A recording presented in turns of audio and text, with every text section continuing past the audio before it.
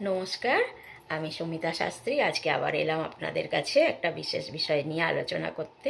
খুবই গুরুত্বপূর্ণ এবং দরকারি বিষয়, যেটা আপনাদের দৈনন্দিন জীবনে অনেক কাজে দেবে। আপনাদেরকে কিন্তু এটা বিশ্বাস নিয়ে করতে হবে।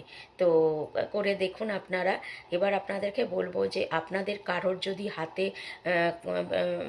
বয়স্ক মানুষেরই ধরুন বা অল্প বয়সী যারই হোক, হাতে পাথর স্টোন রয়েছে।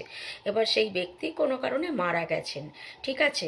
এবার তার সেই দামি স্টোন যেহেতু তাকে দেওয়া হয়েছিল, আপনার মনে হতে পারে যে এই দামি স্টোনটা কি করব, মারা গেছে, তাহলে আমি একটুখানি ধুয়ে মুছে নিয়ে পড়ি। কখনো এটা আপনারা করবেন না। এটা কিন্তু মারাত্মক ভুল হবে আপনাদের। আপনাদের কিন্তু কষ্ট হলেও ওই স্টোনটা জলে ভাসিয়ে দিতে হবে। যদি আপনারা এটা করে থাকেন, তাহলে কিন্তু সেই মৃত ব্যক্তির তার সমস্ত কুপ্রভাবগুলো আপনাদের ওপর এসে কিন্তু বর্তাবে।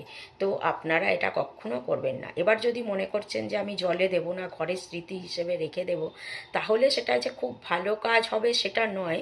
তবুও যদি আপনারা স্মৃতি হিসেবেও রেখে দিতে চান, সেক্ষেত্রেও কিন্তু ওই স্টোনটাকে কাগজে মুড়িয়ে ভালো করে বেঁধে টেঁধে একটা কোণে, আলমারির কোনো কোণে রেখে দেবেন, যাতে তার কোনো রিফ্লেকশন বাইরে না আসে।